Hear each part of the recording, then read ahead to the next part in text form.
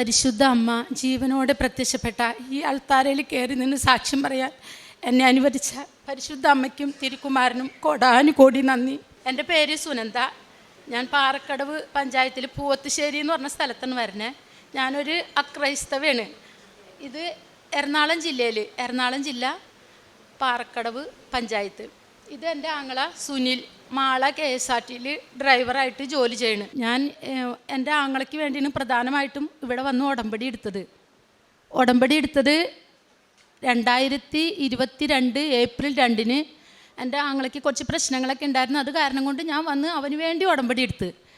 പക്ഷേ ഉടമ്പടി എടുത്ത് 15 ദിവസം കഴിഞ്ഞപ്പോൾ ഇവനൊരു ആക്സിഡൻറ്റിൽ പെടുകയാണ്. ബൈക്ക് പോസ്റ്റും ഇടിച്ച് തല ഗുരുതരമായി പരിക്കേറ്റ് 10-14 ദിവസം അനക്കല്ലാണ്ട് 4 ദിവസം ഒട്ടും ഓർമ്മയുണ്ടായില്ല. തൃശ്ശൂർ മെഡിക്കൽ കോളേജിൽ കിടന്ന് ഓർമ്മയില്ല. ഡോക്ടർ പറഞ്ഞ് കോമ സ്റ്റേജിലായിപ്പോവും, നമുക്കൊന്നും ചെയ്യാൻ പറ്റില്ല, ജീവിതകാലം മുഴുവനും ഇങ്ങനെ തന്നെ കിടക്കേണ്ട വരുമെന്ന് പറഞ്ഞു. അത് കഴിഞ്ഞ് ഞങ്ങൾ തൃശ്ശൂർ എലൈറ്റ് ഹോസ്പിറ്റലിൽ അറിയാണ്ട് യൂറിൻ പോണ്, ഓർമ്മയില്ല, എൻ്റെ മോൻ അനങ്ങണ പോലുമില്ല.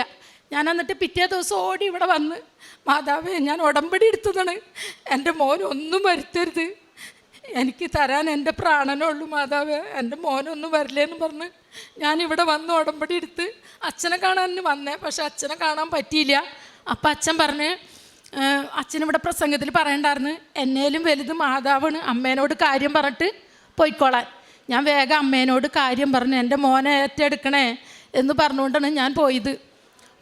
അപ്പോൾ 2-3 ആൾക്കാർ എന്നെ വിളിച്ച് പറഞ്ഞ്, ആങ്ങളെ സീരിയസ് ആയിട്ട് ആശുപത്രിയിലാണല്ല എന്ന് പറഞ്ഞു. ഞാൻ പറഞ്ഞ്, എൻ്റെ അമ്മ മാതാവിന് ഞാൻ ഉടമ്പടി എടുത്തേക്കണതാ, എൻ്റെ മാതാവ് എൻ്റെ മോനെ ഒന്നും വരുത്തില്ല, അവനെ ജീവനോടെ എനിക്ക് ഇവിടെ കൊണ്ടുവന്ന് സാക്ഷ്യം പറയാനുള്ളതാണ്. ഞാൻ ഉറച്ച് വിശ്വസിച്ച് എൻ്റെ അമ്മ മാതാവ് എനിക്ക് എൻ്റെ മോനെ തരുമെന്ന്. ഞാൻ എന്നിട്ട് ചെന്ന് എലൈറ്റ് ഹോസ്പിറ്റലിൽ ചെന്നപ്പോൾ ഡോക്ടർ പറഞ്ഞ് തല തുറന്ന് ഓപ്പറേഷൻ ചെയ്യണം.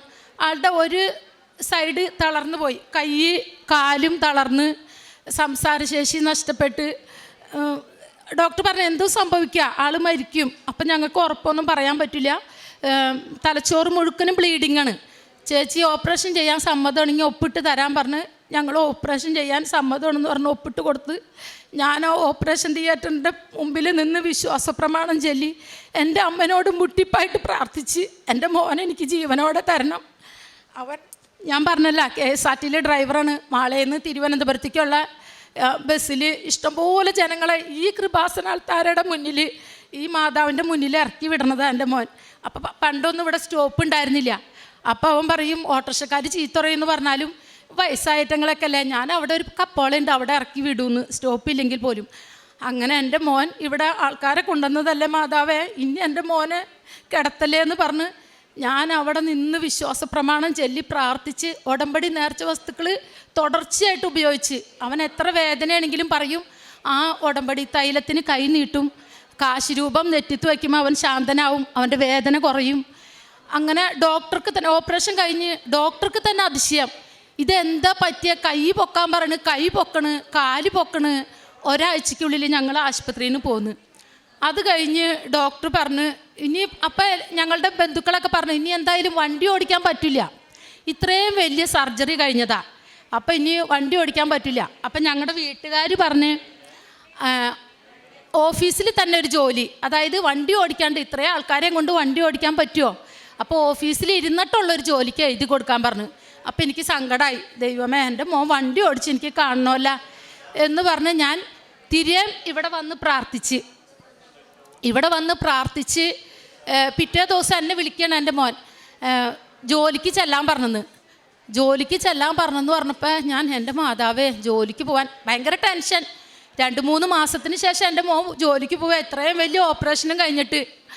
അത് കഴിഞ്ഞപ്പോൾ ഞാൻ ഒരു ആശാവർക്കറാണല്ല, ഞാൻ മീറ്റിങ്ങിന് പോകാനായിട്ട് ബസ് സ്റ്റോപ്പിൽ ബസ്സിൻ്റെ അടുത്ത് നിൽക്കുമ്പോൾ ഒരു ട്രാൻസ്പോർട്ട് ബസ് ഓടിച്ച് എൻ്റെ മോൻ വരുന്നു, എൻ്റെ അടുത്ത് നിന്ന് ഓണടിച്ച് എൻ്റെ മോൻ ട്രാൻസ്പോർട്ട് ബസ് ഓടിച്ച് എൻ്റെ പരിശുദ്ധ അമ്മ എൻ്റെ മുന്നിൽ കാണിച്ചു തന്ന് ജീവനോടെ, ഒരു കൈയും കാലും തളർന്ന് അറിയാണ്ട് മൂത്രം പോയിക്കൊണ്ടിരുന്ന എൻ്റെ മോനെ അമ്മ സുഖപ്പെടുത്തി തന്ന അത്ഭുത സാക്ഷ്യം.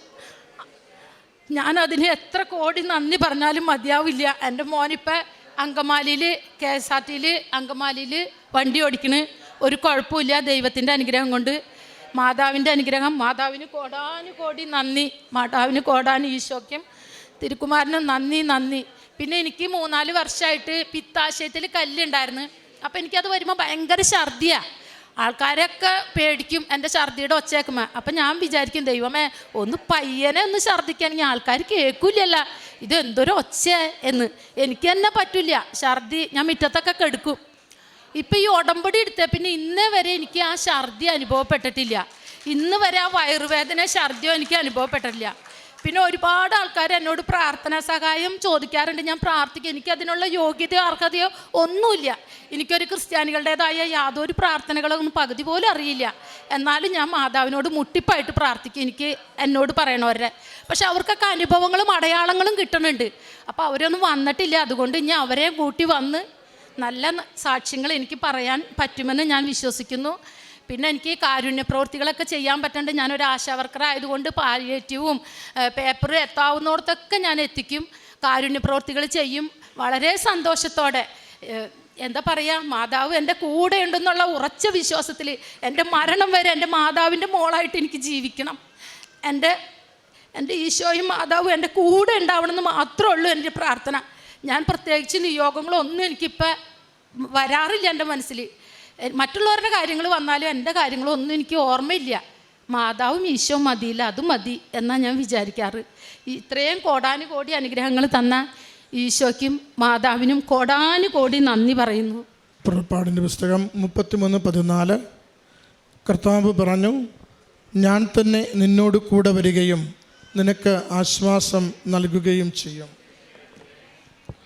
സുനന്ദ തിലകൻ എന്ന ഈ സഹോദരിയും സഹോദരനും പരിശുദ്ധമ്മയുടെ ഈ തിരുനടയിൽ അവരുടെ കുടുംബത്തിനും ജീവിതത്തിൽ ലഭിച്ച വലിയ നന്മകളെ സന്തോഷത്തോടുകൂടി സാക്ഷ്യപ്പെടുത്തുകയാണ്. സഹോദരിയുടെ സഹോദരനുണ്ടായ വലിയ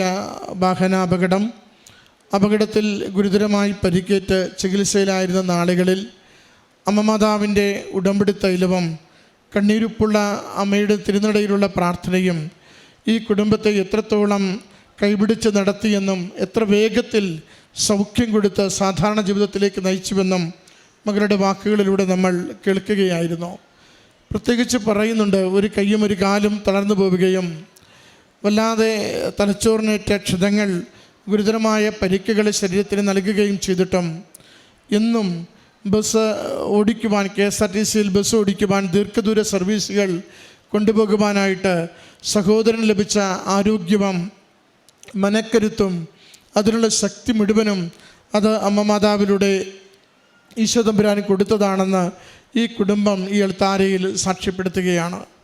പിത്താശയ കല്ലിന് വലിയ വേദനയും അതോടൊപ്പം തന്നെ വലിയ സ്വരമുള്ള ഛർദിലുമായി വിഷമിച്ചിരുന്ന സഹോദരിയും ഉടമ്പടി തൈലം പൂശി പ്രാർത്ഥിച്ച നാളുകളിൽ പിന്നെ ഇന്ന് വരെയും വേദനയോ അതിൻ്റെ മറ്റ് പ്രയാസങ്ങളോ ഇല്ലാതെ സൗഖ്യത്തിലും ആരോഗ്യത്തിലും ജീവിക്കുവാൻ സാധിക്കുന്നുവെന്ന് സാക്ഷ്യപ്പെടുത്തുന്നു. പ്രിയമുള്ളവരെ, ഈ സഹോദരങ്ങൾ ഈ അൾത്താരയിൽ നിന്ന് നിയോഗങ്ങളൊന്നും മനസ്സിലേക്ക് വരാറില്ല. അമ്മ മാതാവും ഈശോയും മതിയല്ലോ, മറ്റെന്താ കൂടെ വേണ്ടേ? കൂടെ വന്ന് ഞങ്ങളുടെ എല്ലാ കാര്യങ്ങളും അമ്മ മാതാവും ഈശോയും നടത്തിത്തരുന്നുവെന്ന് സാക്ഷ്യപ്പെടുത്തുമ്പോൾ ഇത് ഉടമ്പടി ജീവിതത്തിൻ്റെ ഒരു നല്ല മാതൃകയാണ്. ആവശ്യങ്ങളുടെ കെട്ടുമായിട്ടല്ല അമ്മയുടെ അരികിൽ വരുന്നത്. അമ്മ കൂടെ ജീവിക്കുന്ന അനുഭവമായി ജീവിതത്തിൽ മുന്നേറുവാനുള്ള കൃപയ്ക്ക് വേണ്ടിയാണ് നാം എപ്പോഴും പ്രാർത്ഥിക്കേണ്ടത്. നമ്മുടെ കൂടെ അമ്മ വസിക്കുന്ന അനുഭവം, നമ്മുടെ കൂടെ ഈശോയുടെ സാന്നിധ്യം എപ്പോഴുമുള്ള അനുഭവം, ദാരിദ്ര്യമോ ക്ലേശങ്ങളോ ഉണ്ടെങ്കിലും അതിനൊന്നും എന്നെ പരാജയപ്പെടുത്തുവാനോ നിരാശപ്പെടുത്തുവാനോ ദൈവത്തിൽ നിന്ന് അകന്നു മാറുവാനോ കാരണമാവില്ല. കാരണം എൻ്റെ കർത്താവിന് എന്നെക്കുറിച്ചൊരു പദ്ധതിയുണ്ട്. അത് നാശത്തിനല്ല, ക്ഷേമത്തിനുള്ളതെന്ന് തിരിച്ചറിയുമ്പോൾ എൻ്റെ കർത്താവിൻ്റെ കരം പിടിച്ച് എൻ്റെ അമ്മ മാതാവിൻ്റെ സംരക്ഷണയിൽ സന്തോഷത്തോടെ ജീവിക്കുവാൻ എനിക്ക് അവസരങ്ങൾ അമ്മ തന്നെ ഒരുക്കിത്തരുമെന്ന പ്രത്യാശയോടെ ജീവിതത്തിൽ മുന്നേറുക. പ്രിയമുള്ളവരെ, ഉടമ്പടിയുടെ ഓരോ നേർച്ച വസ്തുവും എത്ര കണ്ട് വിലപ്പെട്ടതാണെന്ന് അത് വിശ്വസ്തയോടും വിശ്വാസത്തോടും കൂടി ഉപയോഗിക്കുമ്പോൾ അത് സൗഖ്യപ്പെടുത്തുന്ന ഔഷധവും ശക്തിപ്പെടുത്തുന്ന അഭിഷേചന തൈലവുമായി മാറുന്നുവെന്ന് ഈ മക്കളുടെ വാക്കുകളിൽ നമ്മൾ കേൾക്കുന്നുണ്ട്. അതുകൊണ്ട് ഉടമ്പടിയിലായിരിക്കുന്ന നമുക്ക് പ്രത്യേകമാവിധം അമ്മ മാതാവിൻ്റെ തിരുനടയിൽ നമ്മുടെ എല്ലാ രോഗപീഠകളെയും, എത്ര ഗൗരവമുള്ള വിഷയത്തെയും, മാറില്ലെന്നും ഇത്രനാൾ ചികിത്സിച്ചിട്ട് ഫലമില്ലെന്നും കരുതുന്ന എല്ലാ പ്രയാസങ്ങളെയും അമ്മയുടെ തിരുനടയിൽ നമുക്ക് കൊടുത്ത് പ്രാർത്ഥിക്കാം. വൈദ്യശാസ്ത്രത്തിന് സാധിച്ചു തരുവാനാവാത്തത്, മരുന്നുകൾ പരാജയപ്പെടുന്നിടത്ത് ദൈവത്തിൻ്റെ ശക്തി അമ്മ മാതാവിലൂടെ നമുക്ക് വലിയ കൃപകളും അനുഗ്രഹങ്ങളും കൊണ്ടുവന്നു തരും. ഓരോ ദിനവും ഈ അൾത്താരയിൽ അപ്രകാരം അനേക സാക്ഷ്യങ്ങൾ നമ്മൾ കേട്ടുകൊണ്ടിരിക്കുന്നു. ദൈവനാമം മഹത്വപ്പെടട്ടെ. ഈ കുടുംബത്തിൽ ലഭിച്ച ഈ വലിയ അനുഗ്രഹങ്ങൾക്ക് അമ്മ മാതാവിനും തിരുക്കുമാരനും നന്ദി പറഞ്ഞുകൊണ്ട് കരങ്ങളടിച്ച് ഈ സാക്ഷ്യം നമുക്ക് സമർപ്പിക്കാം. അത്യപൂർവ ദൈവാനുഭവങ്ങൾ ഇനി നിങ്ങൾക്കും സ്വന്തം. ഈ യൂട്യൂബ് ചാനൽ ഇതുവരെ സബ്സ്ക്രൈബ് ചെയ്തിട്ടില്ലെങ്കിൽ ഇപ്പോൾ തന്നെ സബ്സ്ക്രൈബ് ചെയ്യുക. ഈ വീഡിയോ ഇപ്പോൾ തന്നെ നിങ്ങളുടെ സുഹൃത്തുക്കൾക്ക് ഷെയർ ചെയ്തുകൊണ്ട് കർത്താവിൻ്റെ പ്രേക്ഷിതരാകുക.